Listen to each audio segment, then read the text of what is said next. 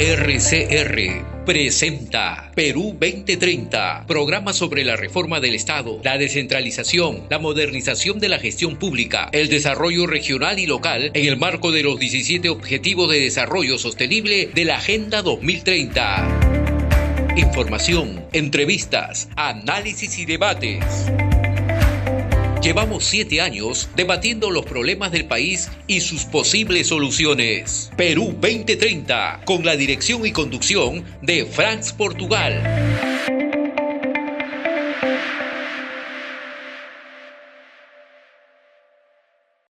Muy buenos días a nuestra audiencia nacional que nos ven y nos escuchan en la red de comunicación regional RCR, la red que comunica y une al Perú. Hoy día, sábado 17 de agosto del 2024, estamos en nuestra edición 381 de Perú 2030 en RCR Televisión. También hay que señalar que Perú 2030 se transmite por el portal de noticias entratp.com, medio digital que dirige el periodista Ignacio Arana. Hoy vamos a hacer una pausa en el ciclo de programas que estábamos difundiendo respecto a la descentralización, balance y propuestas para ver un tema muy importante como es la situación de las universidades nacionales. Un primer problema durante este periodo de gobierno ha sido el desmontaje sistemático de la reforma universitaria iniciada en 2015 a partir de la promulgación de la nueva ley universitaria. Esta ley ha sido sucesivamente modificada, pero no en el sentido de perfeccionarla y mejorar el proceso de reforma, sino todo lo contrario. Había un retroceso, inclusive unos han señalado que ha sido un boicot a los avances de la reforma, no para favorecer intereses particulares de ciertos grupos que fueron afectados por la reforma universitaria. Por otro lado, los congresistas han presentado una cantidad de proyectos de ley para la creación de nuevas universidades nacionales, a pesar que expresamente está establecido en la Constitución, en su artículo 79, que los congresistas están impedidos de iniciativa de gasto, ¿no? Es decir, que no pueden presentar proyectos de ley que signifique gasto para el Estado. Sin embargo, una interpretación harto criticada y retorcida de la Constitución emitida por el Tribunal Constitucional ha permitido, ¿no?, que se burle esta norma expresa del artículo 79 de la Constitución política.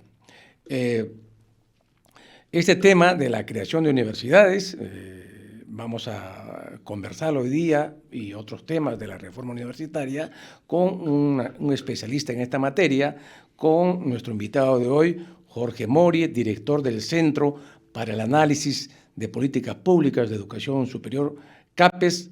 Esta institución ya ha emitido varios informes al respecto, de ahí la importancia de que hoy día podamos conversar sobre esta materia. Gracias, Jorge Mori, por estar en Perú 2030. Bienvenido. Gracias a ti, Franz, por la oportunidad y un saludo a todos los oyentes a nivel nacional. Antes de empezar a conversar en la mesa central de hoy, tenemos las novedades, como siempre, que nos trae el número 181 del semanario político digital Apuntes a Lápiz, que dirige Julio Feiloc desde la heroica ciudad de Tacna. El título de portada de este número es La desobediencia se multiplica y tiene como subtítulo Resultado de un mal gobierno. Además trae interesantes artículos de análisis político. Esta semana, estimados amigos, estuvo asignada por dos hechos. El primero, el asesinato del secretario general del Sindicato de Trabajadores de Construcción Civil de Lima y Balnearios, Arturo Cárdenas, y también la ronda de diálogo con los partidos políticos representados en Congreso que ha iniciado la presidenta Dina Boluarte. Sobre lo primero, vamos a señalar que nuestra indignación, protesta, solidaridad y nuestro más sentido pésame a sus compañeros de trabajo, a la familia, y a la Federación, por supuesto, de Construcción Civil de Arturo Cárdenas, asesinado vilmente, ¿no?, por los sicarios de esta mafia que está enquistada en el sistema de construcción en el país, ¿no? Sobre lo segundo, que es el tema de la ronda iniciada por la presidenta Dina Boluarte, realmente no sé si esto es lo que dijo en su discurso del 28 de julio, que iba a iniciar un diálogo nacional de participación, pero no sabemos a la fecha, no hemos visto en ningún medio, ningún comunicado, cuál es el objeto de esta ronda que ha iniciado este jueves con los partidos políticos representados en el Parlamento. Además, ¿qué habría que conversar si hay una alianza y un acuerdo entre el Ejecutivo y estos partidos? ¿Qué más podrían conversar, ¿no?, de lo que es la política del día a día, ¿no?, de este acuerdo que hay entre Ejecutivo y los partidos en el Congreso? Realmente nos parece que es una especie de burla a la ciudadanía este tipo de diálogo con los partidos. También hay que indicar que esta semana salió un comunicado del Consejo Permanente con la Conferencia Episcopal Peruana de firme rechazo a la Ley 32.107, conocida como la Ley de Impunidad, esta legislación que restringe la aplicación y alcance de los delitos de lesa humanidad. Ha sido calificada por esta conferencia episcopal como inaceptable, ¿no? Y además hace un llamado para que las organizaciones y autoridades, organismos tutelares del Estado de Derecho en el Perú, ¿no?, y la sociedad civil organizada accionen los mecanismos constitucionales a fin de buscar, ¿no?, los caminos para obtener lo más pronto posible la nulidad de la ley, dicen, más claro, el agua. También esta semana se dio a conocer una nueva encuesta del Instituto de Estudios Peruanos, el IEP, que muestra que 3 de 4 peruanos no tienen candidato presidencial, ¿no? Es decir, no hay líder que lo represente, ¿no? Y la encuesta todavía, que es una primera, ¿no?, da cuenta pues de que Martín Vizcarra encabeza las preferencias con un 4.5%, le sigue Keiko con 3%, Hernando de Soto con 2.7%, Pedro Castillo con 2.3%, todavía sale Castillo apareciendo en la encuesta, ¿no? Y muy abajo, ¿no es cierto?, en octavo lugar, el temido Arturo Humala con 0.8%. Pues en la encuesta dice pues que el 73,7% no reconoce ningún líder, ¿no? Estamos pues ante un pueblo en busca de su líder. También, ¿no?, esta semana, reportaje periodístico dominical Punto Final informó que la congresista de la bancada de Perú Libre, María Agüero, es arequipeña, por eso aquí dicen los arequipeños, habría recortado el 10% de los sueldos de sus trabajadores de su despacho congresal, ¿no? Con esta noticia periodística ya son 13 los congresistas que han sido acusados de mocharle el sueldo a sus trabajadores, ¿no? Lamentablemente la Comisión de Ética Parlamentaria realmente es el colmo. De los 13 congresistas acusados por un sueldo, solamente 6 han sido blindados, o sea, no pasó nada por esta Comisión de Ética. Solo hay un caso de desafuero, ¿no?, que se decidió. También esta semana se conoció que el Poder Judicial determinó incautar 2 cuentas de Vladimir Cerrón Rojas por un monto de 1.613.000 soles. 1 millón, tenía buena plata don Vladimir, en el marco de un incremento no justificado de su patrimonio, que sería no proveniente de actividades ilícitas en la cual está involucrado el Partido Perú Libre.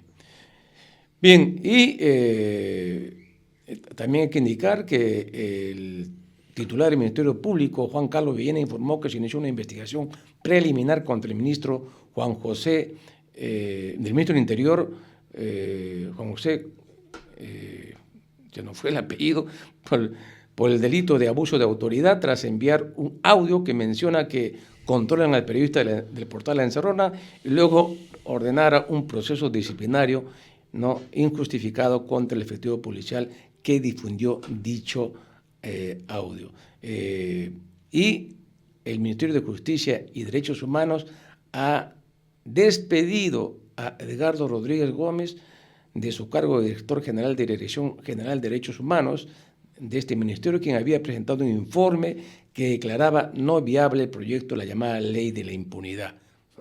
O sea que por haber dado su opinión, decir la verdad, ¿no? y la legalidad, ¿no? Pues este funcionario se fue a su casa, ¿no? Bien, estos son los principales temas que han marcado esta semana, entre otros. Muy bien, ahora sí, vamos a nuestra mesa central, ¿no? Sobre el tema de las universidades nacionales que se han creado. Estamos con Jorge Mori, director del Centro para el Análisis de Políticas Públicas de Educación Superior. Jorge, ¿cuál sería tu primer balance que podrías hacer, ¿no? Respecto a lo que se ha denominado la contrarreforma universitaria? ¿En qué situación nos encontramos a la fecha? Bueno, yo creo que mirando en perspectiva, el Perú vivió un proceso de reforma universitaria, digamos, hasta el 2021, que ha tenido resultados muy tangibles a favor del sistema universitario, ¿no? Las universidades públicas recibieron mucho financiamiento en ese contexto para mejorar su calidad. 48 universidades no cumplieron condiciones básicas de calidad y por lo tanto no pudieron seguir brindando exámenes de admisión. Entonces, si uno compara lo que fue del 2018 al 2021, la reforma universitaria, sin duda se han dado avances pensando en el interés de los estudiantes. Hoy hay más investigadores, mejor financiamiento, mejor infraestructura. Hoy ya no tenemos, digamos, lo que teníamos el 2014, donde habíamos llegado a un nivel de informalidad en el sistema que definitivamente hacía daño al futuro y al proyecto de vida de más de 1 millón de estudiantes, ¿no? Lo que tenemos ahora, bueno, del 2021 a la fecha, lo que se ha vivido, sin duda, son leyes que se han, digamos, retrocedido en algunos aspectos que se habían logrado avanzar, ¿no? O sea, sin duda, del 2021 a la fecha, hay retrocesos bastante claros en todo el sistema y en el sistema de aseguramiento de la calidad. Vemos a un Ministerio de Educación que lamentablemente ya no se pone del lado del sistema universitario y que por el contrario promueve la creación masiva de universidades públicas. El Ministerio de Educación nunca había promovido la creación de universidades públicas, más bien se había opuesto a ellas porque la política era fortalecer a las que ya existen, ¿no? A las universidades públicas ya existentes. Entonces, vemos un Ministerio de Educación realmente en contra, digamos, de la tendencia y la mejora de la calidad. Y en ese sentido, bueno, ahora, como tú señalabas, ¿no? En el Congreso de la República se han levantado muchas voces contra todo este proceso de reforma que se vivió del 2014 al 2021. Entonces, creo que ahí en el Congreso hay muchos intereses puestos en contra de la calidad universitaria y del interés superior del estudiante, ¿no? Que es lo que ha llevado a todo este proceso de avance del 2014 al 2021. Claro, no nos extraña que en el Congreso haya asumido esa posición de tratar de desmontar la reforma universitaria, porque todos sabemos que muchos dueños de universidades, que algunas de ellas no pasaron el filtro de la calidad básica, son congresistas, ¿no? ¿No? O sea, defienden directamente sus intereses, o sea, no, están ahí los protagonistas de este problema. Pero no solamente los dueños, ¿ah? Porque creo que hay que tener la foto completa. La reforma universitaria también tuvo costos. Se afectó, digamos, la vida de más de 230,000 estudiantes de las universidades con licencia negada. Y muchos de estos estudiantes, lamentablemente, si bien todos estamos de acuerdo con la mejora de la calidad de la reforma, creo que desde el Estado se demoraron en darles algunas salidas para estos 230,000 chicos de las universidades con licencia negada, que finalmente de buena fe ingresaron a las universidades, ¿no? Y estos 231,000 estudiantes, y nosotros somos insistentes en ponerlo sobre la mesa, fueron los que después eligieron también a congresistas que tuvieron una clara agenda anti-SUNEDU, ¿no? Entonces, fueron no solamente, digamos, hay intereses de los propios dueños, también hay intereses de bancadas, como directamente las de Perú Libre, que muchos congresistas han ingresado al Congreso con el voto de los estudiantes de las universidades con licencia negada. Y obviamente tenían una agenda fuertemente anti-SUNEDU, ¿no? Es más, yo te diría que si uno analiza la cantidad de proyectos de ley, la mayoría son de Perú Libre. Entonces, que no necesariamente son de los dueños, ¿no?, de las universidades. Entonces, creo que en realidad el fenómeno es un poco más complejo que ver solamente de un lado de la historia, ¿no? ¿Qué pasó con esos estudiantes que quedaron con ese problema de las universidades no licenciadas? ¿No había mecanismos establecidos para que ellos puedan pasar a otras universidades que sí tenían licencia? De esos 231,000 estudiantes, el 80% logró una ruta de continuidad, ¿no? Luego de un trabajo de más de dos o 3 años, ¿no? Lamentablemente, durante los años, yo creo, del 2017, el 18 y parte del 19, el Ministerio de Educación no hizo nada.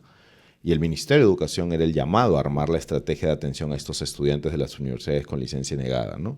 Luego se actuó ya tarde, digamos, pero se actuó y se logró que el 80% de estos 231,000 alumnos pudiera culminar sus estudios o pase a una universidad licenciada. Hay un 20% que no se sabe qué pasó porque no hay información, las universidades no dieron información sobre ellas.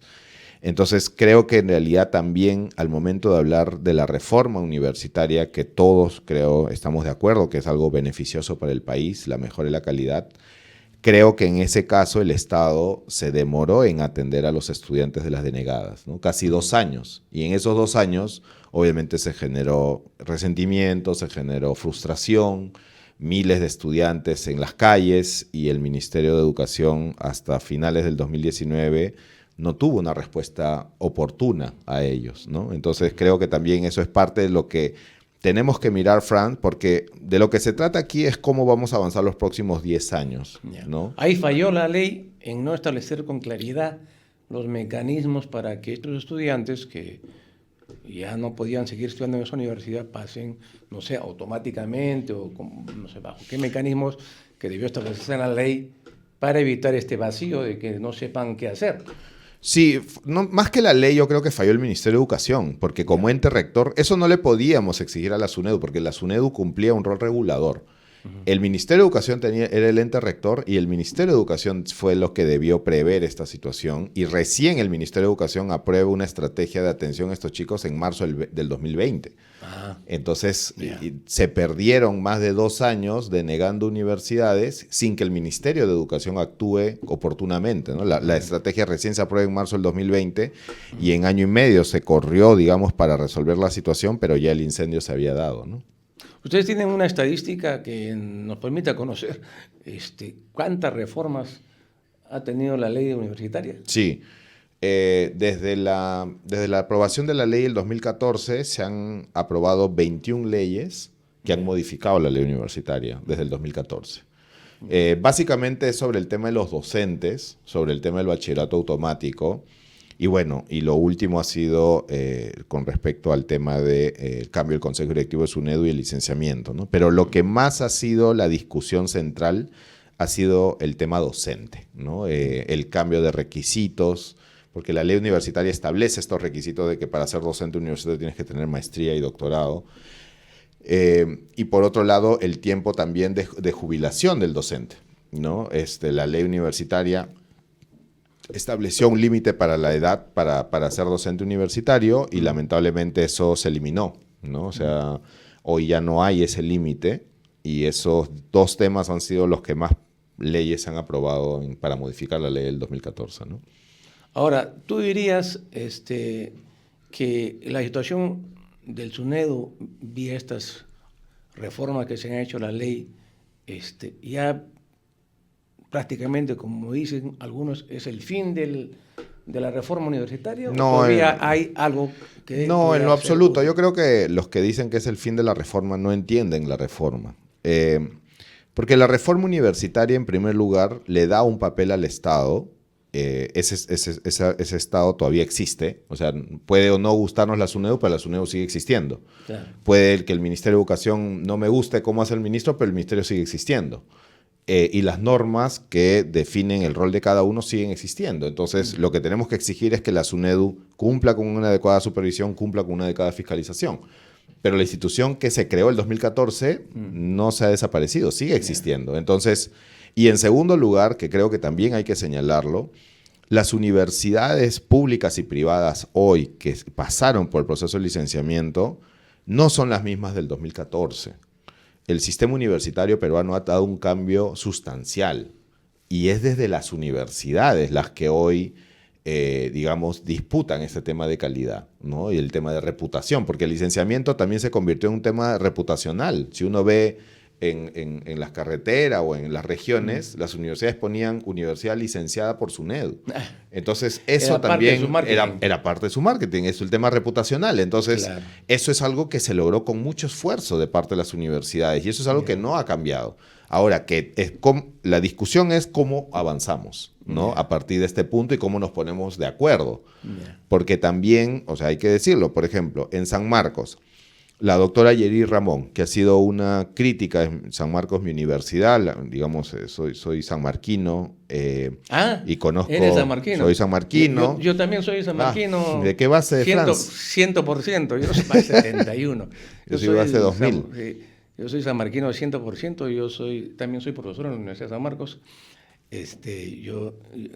Increíble parece, yo pensé recontra joven, yo tengo ya 43 años como profesor en la Universidad de San Marcos. Mira pues, yo soy abogado de San Marcos, soy de la base 2000 y claro, y conozco muy bien la situación en San Marcos. Y en San Marcos, a ver, ¿por qué la doctora Yeri Ramón, por ejemplo, ¿no? Y esto lo digo con todo respeto, pero la doctora se ha manifestado muchas veces en contra de la reforma de la SUNEDU, públicamente lo ha señalado así, ¿no? ¿Y por qué? Porque en realidad ella tenía una postura muy clara a favor de los docentes, que digamos tenía una preocupación real por los docentes que podrían haberse jubilado con esta ley. Porque los docentes mayores en las universidades públicas se oponían a la ley universitaria, ¿no? Por el tema de jubilación. Entonces, lo que te quiero transmitir con esto es que creo que eso de buenos y malos, eso binario de reforma y contrarreforma, no permite ver los matices que hay que resolver, ¿no? O sea, la ley universitaria para mí tuvo varios vacíos, y te lo digo habiendo sido parte del equipo técnico que la formuló desde el Congreso, y uno de los grandes vacíos es el tema docente, ¿no? Claro. O sea, la ley universitaria... Hay una propuesta de una ley del docente universitario. Sí, yo la empujé cuando estaba en el Ministerio de Educación, la intenté empujar con la FENDUP, pero lo que pasó fue que había mucha desconfianza por la carrera docente. O sea, los docentes en las universidades públicas, sobre todo, tienen mucha desconfianza de establecer una carrera docente, ¿no? ¿Por qué? Porque eso los llevaría, pues algunos te dicen, yo que voy a estar haciendo papers indizados a estas alturas, yo no voy a hacer doctorado. Eso es una obligación prácticamente en las universidades. Claro, pero muchas universidades públicas, los docentes no lo quieren hacer, ¿no? Y eso hay que decirlo así, con claridad, porque en realidad la gran presión política ha venido en las universidades públicas por los docentes mayores de 60 años que no querían jubilarse. ¿Por qué? Porque el Estado no ha resuelto el problema pensionario de los docentes de las universidades públicas. Ese es otro problema, ¿no? Es un problema gravísimo. Si yo tengo un docente que gana 7.000 soles como docente principal y al terminar la docencia va a ganar 800 soles, obviamente se va a coger de uñas y dientes de las paredes para no jubilarse, porque es un tema de sobrevivencia. Pasa a la indigencia. Cuando yo he peleado esto en el MEF, que es lo que el MEF te decía, no, por el efecto espejo, si le damos a ustedes van a pedir las enfermeras, los policías, pero entonces caes en el problema. Claro. Entonces el docente, el límite de los 70 años para la docencia lo veía como un riesgo para su propia sobrevivencia. Ahora, lo que ha quedado es, recientemente les han dado un CTS, ¿no es cierto? Es más o menos como una especie de pensión para los que se jubilan, ¿no es cierto? Que le pagan una remuneración por cada año laborado, ¿no? Bueno, algo de eso les va a ayudar a los que se jubilan, como yo, que me va a tocar mi jubilación y me tengo que ir a mi casa, pero como tú dices, pues ganar un monto y después tener una pensión miserable, pues O sea, la ley 3220 del 2014 se olvidó de poner los beneficios de luto y sepelio y la CTS de los docentes de las universidades públicas. Claro. O sea, la ley 3220 tuvo muchos errores y hay que decirlo con claridad porque si no, no vamos a poder seguir avanzando. Entonces, los docentes sí se oponían a la ley 3220 porque sentían que sus derechos no eran respetados. Recién en el 2019 se logró incorporar la CTS del 50% y ahora ha habido una ley que ha beneficiado de eso. Ahora, no se trata de centrarnos, porque claro, un funcionario del Ministerio de Economía puede decir, pero esto no es una agencia de empleos, ¿no? Porque esa es la lógica de ellos, ¿no? Lo más importante, y todos estamos de acuerdo, lo más importante es el interés superior del estudiante y que se brinde una educación de calidad. Pero para que eso ocurra, tú entras a instituciones donde hay personas que han dedicado décadas a la formación docente. Claro. Entonces, tú no puedes pensar revolucionar una universidad si no tomas en cuenta cómo vas a atender al capital humano que existe ahí, ¿no? Claro. Entonces, es evidente que el derecho pensionario te genera un incentivo contra la reforma. Porque si tú tienes una pensión de 800 soles, el docente universitario no se va a querer ir. Claro. ¿No? Entonces, lógico, porque entonces te va a resistir. ¿Y qué es lo que va a hacer? Se va a ir contra tu ley. Entonces, y eso también hizo que la doctora Yair Ramón en repetidas ocasiones lo diga, ¿no? O sea, esta es una ley que no ha defendido los derechos de los docentes de las universidades públicas. Totalmente de acuerdo con ese punto. Pero entonces te das cuenta que no es solo hablar de los dueños de las privadas, es que hay que hablar de los errores de la ley 3220 para mejorar. Por supuesto, y te lo digo porque hay que tener también, hay que ser muy autocríticos para poder hacer un balance de lo que ha sido la reforma, para pensar en cómo mejoramos los próximos 10 años. Y según tú, ¿qué vacíos hay en la ley que habría que incorporar para mejorar la ley? Porque, como tú sabes muy bien, las leyes se van perfeccionando con el tiempo a partir de la experiencia desarrollada. Y es cierto lo que tú dices. Yo he sido funcionario del Congreso, ¿no? Yo soy secretario técnico en el Congreso y tuve la oportunidad de participar con Daniel Mora, que me llamó en un momento para trabajar el dictamen de la ley. Entonces, algunos artículos que están ahí son de mi redacción, modesta parte, y reconozco que sí hay vacíos en la norma. Inclusive yo preparé me acuerdo en ese tiempo, una propuesta de varios artículos que había que incorporar, ¿no? Pero en la conversación que teníamos con Daniel Mora me decía, sí, pues tiene razón, pero me decía, Franz, el problema es que ya no puede ser muchas variaciones, ¿no? ¿Y por qué me decía eso Daniel Mora? Porque tenía una presión sobre él, ¿no es cierto? Era fortísima, porque durante muchos años todos los proyectos de reforma monetaria nunca fueron atendidos, ¿no? Es decir, imposible sacar. Y la primera vez que lo designan a Daniel Mora como, de la historia jamás contada, lo designan presidente de la comisión. Me acuerdo que me encontré con él en el comedor de congresistas, y yo estaba en una mesa con un congresista y me acerqué a felicitarlo, ¿no? Y yo le dije lo siguiente, textualmente, le dije, presidente, ya le decía presidente, pero presidente de la comisión de educación, le decía, presidente, lo felicito, ¿no? Asumió un cargo bien importante, le digo. Y si usted saca la ley universitaria, suficiente, olvídese de todo lo demás. Va a pasar a la historia, ¿no? Se rió, ¿no? Y nos despedimos. Y efectivamente este señor se compró el pleito, porque le dieron con todo a Daniel Mora, recuerdo, y logró sacar la ley universitaria, ¿no? Sí, yo trabajé con él 2 años en la comisión. Ya. Yo he sido funcionario de la comisión con Daniel claro, Mora. O sea, yo he trabajado con él. Bien difícil, ¿no? Fue un proceso durísimo, ¿no? Y creo que la historia debe ser mucho más justa en reconocer al general Mora todo lo que ha hecho por la educación, porque en realidad el general no solo sacó adelante la ley universitaria, también sacó adelante la ley de moratoria, también sacó adelante la ley de reforma magisterial. Pero Entonces, fue el gran logro en la historia de la educación universitaria. Sin duda, sin duda. Y hay que defenderlo. Claro. Y hay que defenderlo, pero la mejor forma de defenderlo es haciendo un balance también sensato y crítico, Claro. ¿no? Para poder ver qué cosa podemos corregir. ¿Y cuál es eso justamente? ¿Cuál crees tú? No te digo que me digas todos los temas. No, claro. ¿Cuáles serían los principales temas que habría que incorporar en la ley para que ésta pueda avanzar en su desarrollo? Ya no digo en este periodo, ¿no? Pensemos en el siguiente periodo legislativo. Mira, yo comparto contigo. Yo creo que la ley universitaria 3220 del 2014 tiene que tener una revisión integral. Y si tú me pides cuáles deberían ser los puntos centrales de esa discusión para el futuro, es, en primer lugar, el tema docente. El tema de la carrera docente no es algo que está bien desarrollado en la ley. Habría que ¿no? incorporar un capítulo más específico sobre eso. Sí, el capítulo docente, porque hay un capítulo que Sí. tiene que ver con el tema docente, habría que establecer claramente cuáles son los requisitos de entrada, de salida, porque hay muchas irregularidades en los concursos docentes en las universidades públicas. Por un lado, en las grandes, y en las chicas, por las reglas mismas, las universidades públicas pequeñas tienen muchos problemas para llenar sus plazas docentes. Eso, Entonces, sí. hay algo que está pasando. Sí. Hay un déficit de docentes de especialidad. Totalmente. Entonces, hay algo que está pasando y la ley no está ayudando en ese sentido, ¿no? Sí.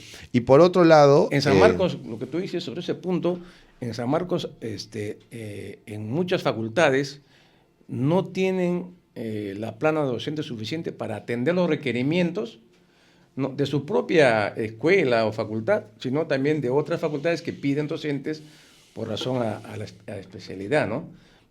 Simplemente le responden, no tenemos docente para atender su pedido. Es que en realidad estamos ante una situación muy crítica porque la universidad pública perdió mucha competitividad frente a la privada.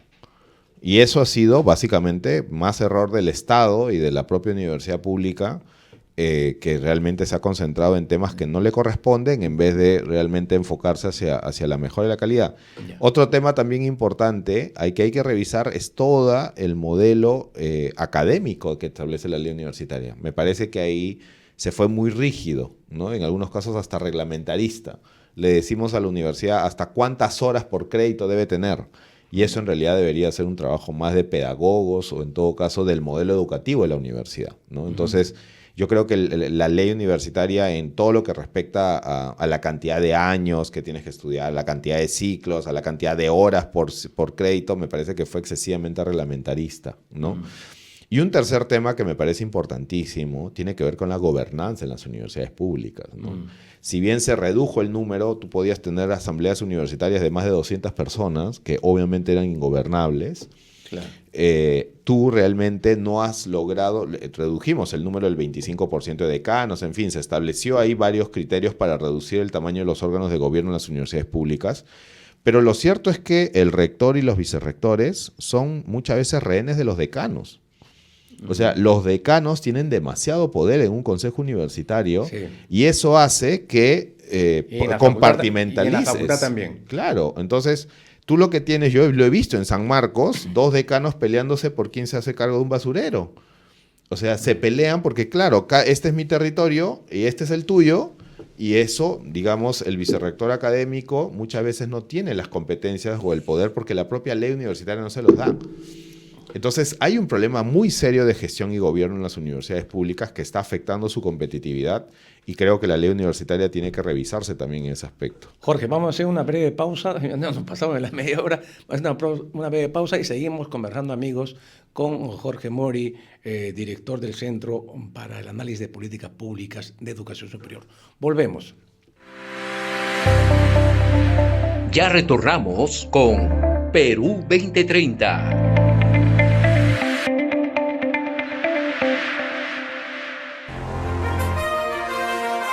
RCR, Red de Comunicación Regional, la red que comunica y une al Perú. Integramos y damos voz a las comunidades más alejadas del Perú. Más de 40 emisoras de radio, 30 estaciones de televisión y nuestras redes sociales se unen a diario con la señal de RCR. Integramos a más de 400 localidades en costa, sierra y selva. RCR, Red de Comunicación Regional, la red que comunica y une al Perú.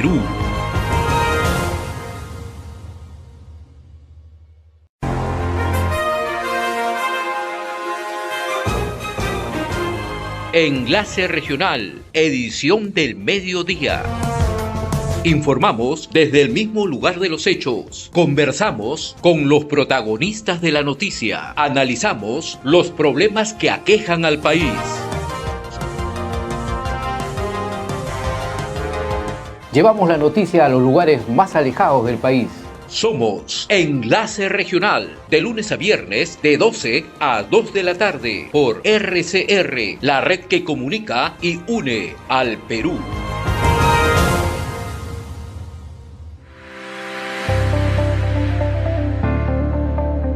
Sigamos con Perú 2030.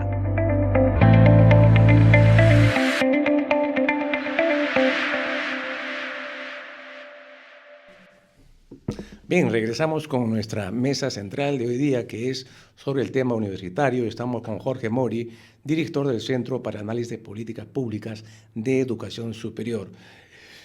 Jorge, ¿qué opinas tú respecto a lo recientemente aprobado y promulgado por el Congreso de la República sobre la perpetuidad del licenciamiento? Yo creo que la fórmula final que se ha aprobado en el Congreso se tiene que corregir, se tiene que cambiar. Esta es una discusión que ya viene desde el 2020, ¿no? Nosotros desde CAPES firmamos un pacto por una educación de calidad con una serie de gremios de la sociedad civil, porque sí apostábamos por un licenciamiento único para aquellas universidades que lograran una acreditación internacional. ¿Qué es lo que pasa? Que recordemos que el licenciamiento era cumplimiento de condiciones básicas de calidad, una autorización de funcionamiento. Pero también existe lo que es la acreditación de altos estándares, que es hecho no por funcionarios, sino por pares evaluadores, ¿no? Y en el Perú hay muchas universidades, digamos, un grupo importante de universidades que están acreditados por acreditadoras internacionales de mucho prestigio. Entonces, si tú pasas por una acreditación de excelencia, ya no tiene mucho sentido que tengas que pasar nuevamente a confirmar condiciones básicas de calidad. El que puede lo más, puede lo menos, claro, ¿no?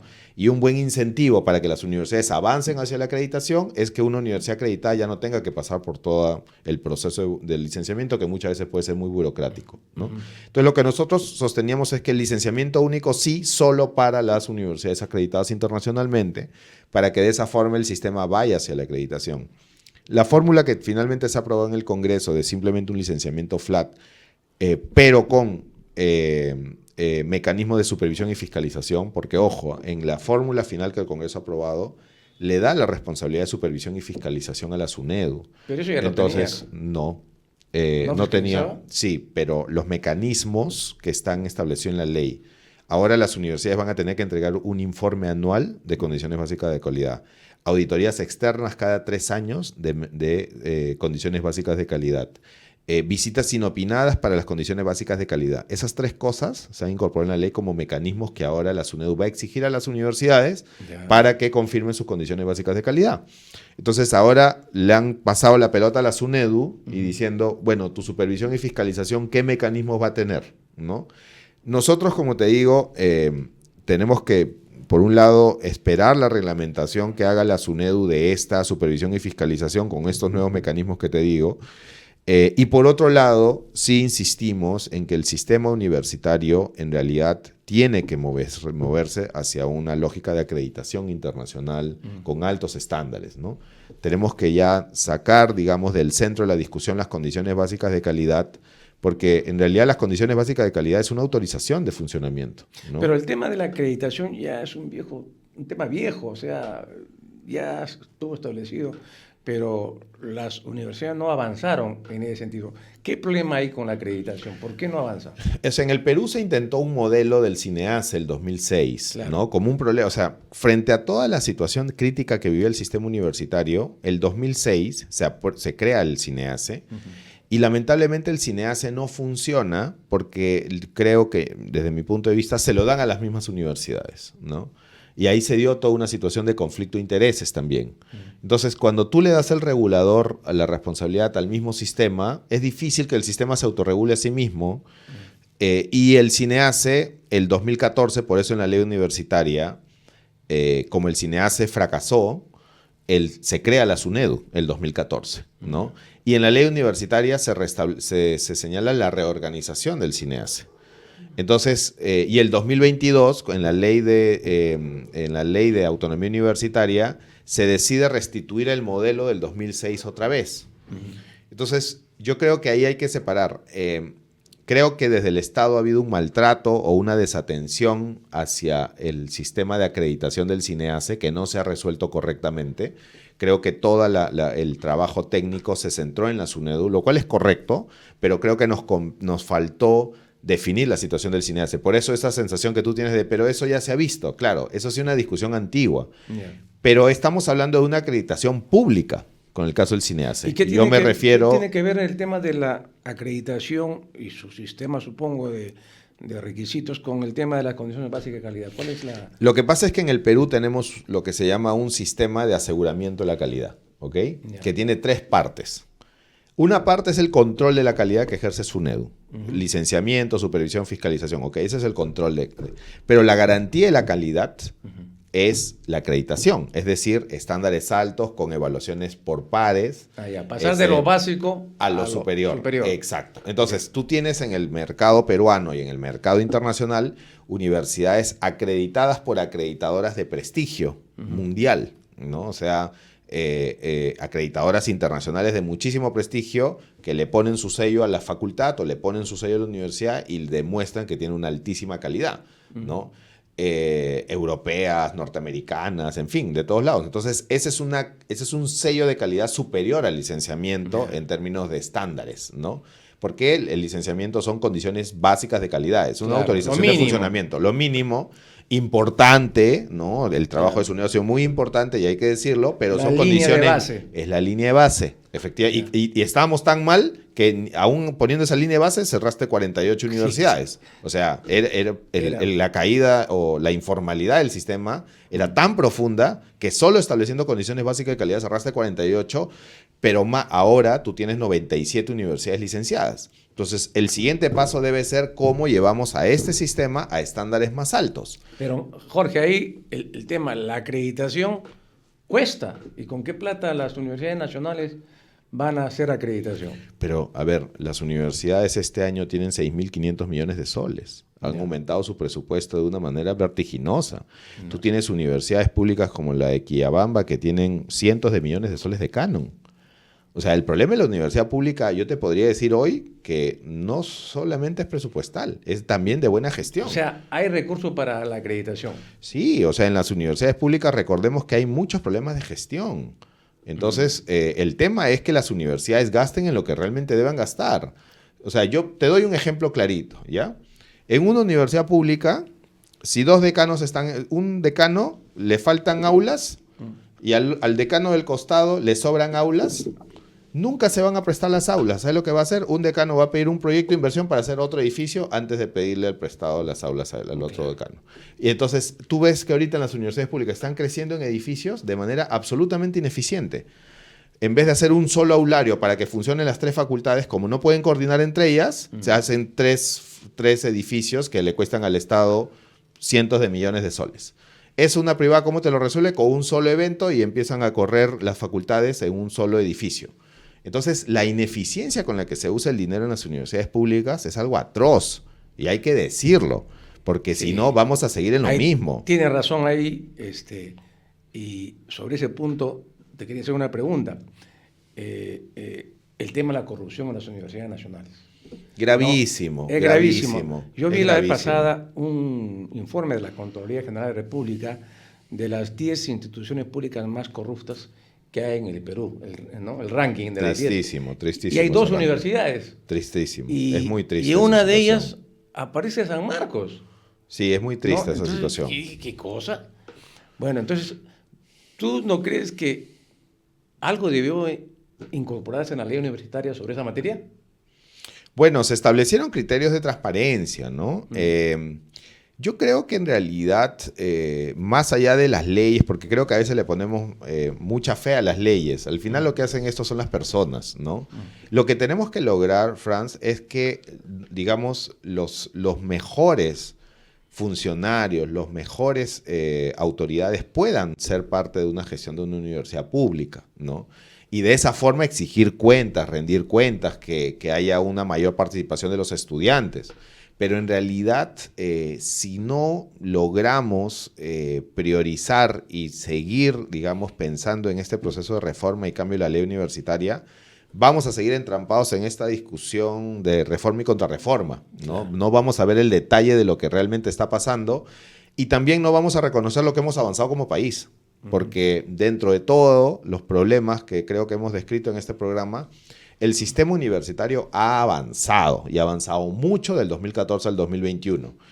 Tenemos que seguir avanzando y nos tenemos que poner de acuerdo sobre cómo avanzar. Ese es el reto que tenemos ahora adelante. Ahora bien, ¿qué no tiene el CINEACE ahora? ¿En qué ha cambiado y si realmente va a funcionar para que haya acreditación en las escuelas y facultades? Hay dos cosas, ¿no? Una cosa es la acreditación que da el CINEACE.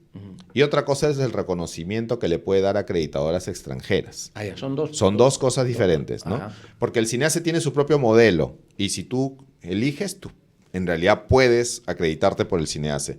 Pero la otra alternativa es que tú te acredites con una agencia extranjera y que el CINEACE lo que haga es verificar la equivalencia de los modelos y que reconozca una acreditación extranjera. O sea, hay dos caminos para acreditar. Para acreditarte en una universidad, claro. Porque tú, si tienes una acreditadora extranjera que tiene sus propios estándares de excelencia y te pone el sello, tú vas con esa acreditación al CINEACE y le dices, por favor, reconócemelo para que en el sistema peruano tenga validez. Entonces, habría que pensar en cuáles van a ser los mecanismos para el reconocimiento de estas acreditaciones internacionales y la última palabra ahí lo tiene el CINEACE, ¿no? Muy bien, vamos al último tema antes que nos gane el tiempo, el tema de la creación de universidades nacionales. ¿Cuántas universidades nacionales se han creado en este régimen del 2021? Bueno, son 11 nuevas, pero en el Congreso se han presentado en total de cerca de 200 proyectos de ley para la creación de nuevas universidades públicas, ¿no? En verdad es un enorme despropósito. Nosotros como CAPES hemos sacado un reporte donde claramente manifestamos por qué es un grave error crear más nuevas universidades públicas, cuando en realidad lo que se tiene que hacer es fortalecer a las universidades públicas que ya existen y crear filiales de estas universidades ya existentes, porque es lo más rápido, lo más económico y es la mejor forma de atender la demanda que todavía debe ser atendida. Debería haber solo una universidad nacional por departamento y que esa nacional cree filiales en los lugares que crea conveniente. Sería lo ideal, ¿no? Eso ya no es una realidad, porque en realidad después hubo una primera ola del 2006 al 2011 de crear universidades provinciales o distritales, que ya le quitaron recursos y presupuesto a las universidades públicas regionales, ¿no? Yo creo que un sistema más sano sería lo que tú señalas, que haya una universidad pública regional y que esa universidad pública regional atienda a toda la región con filiales, con salas de experimentación. A estas alturas ya no, pero lo que están haciendo es atomizando aún más el sistema, ¿no? O sea, ya teníamos un sistema atomizado. A la Universidad Nacional del departamento para repartirla.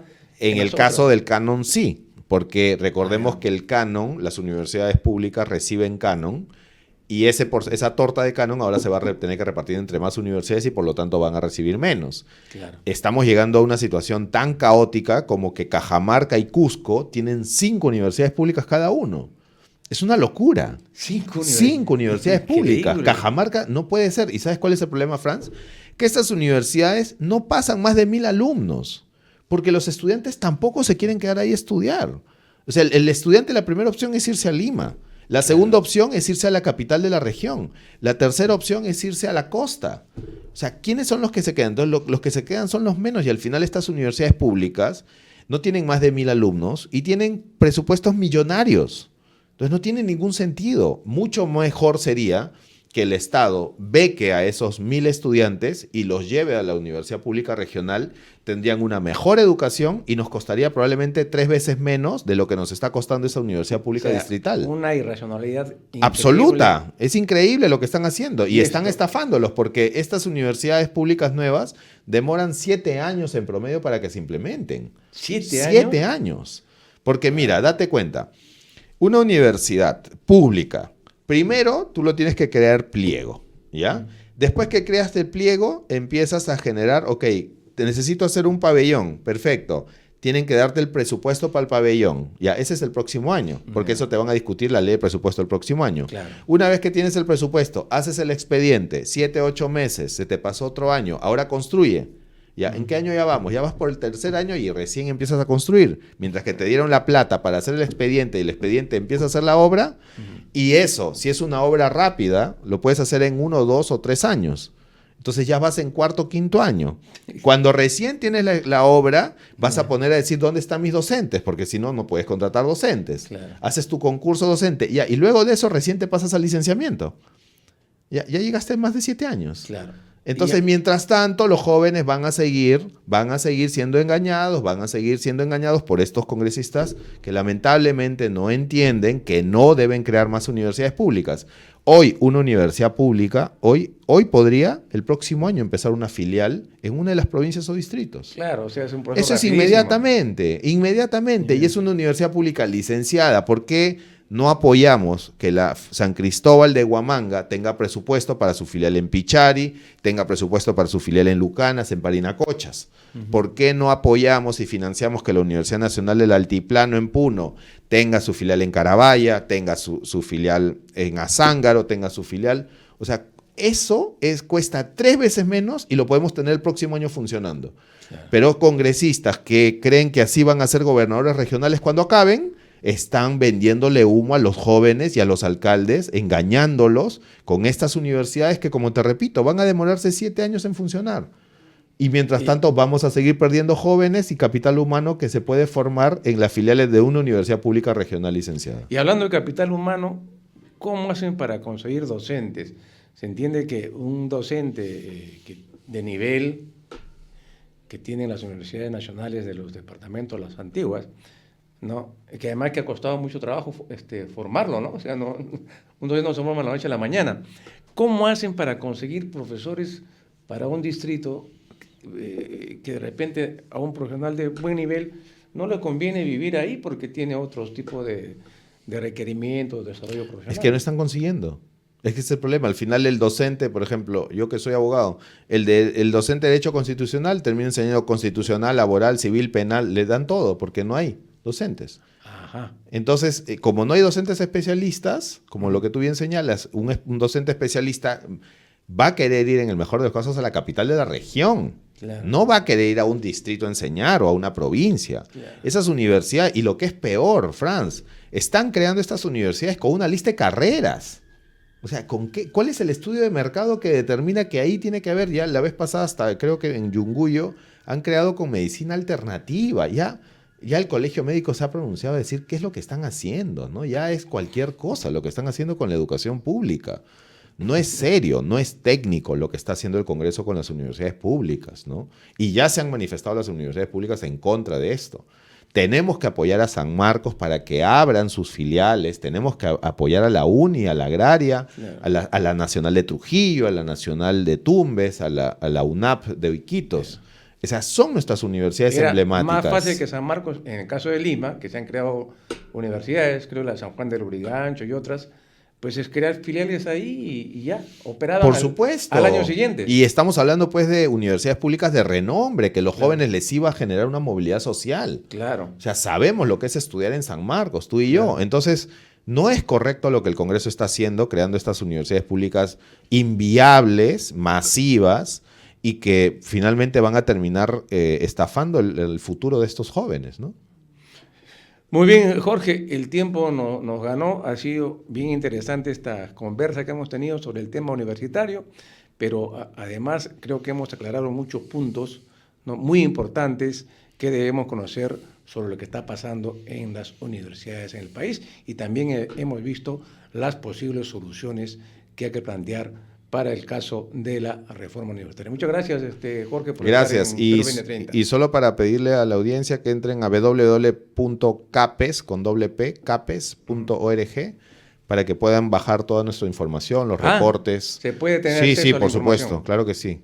Muy bien, lo vamos a hacer. Capes.org. Y ya saben, ingresen a esta institución tan importante que está haciendo una contribución a la educación superior.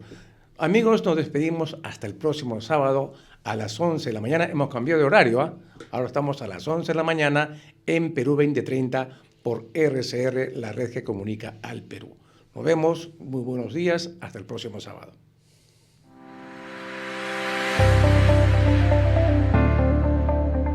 RCR presentó Perú 2030. Retornamos en nuestra próxima edición con más información, entrevistas, análisis y debates sobre los problemas del país y sus posibles soluciones. Perú 2030.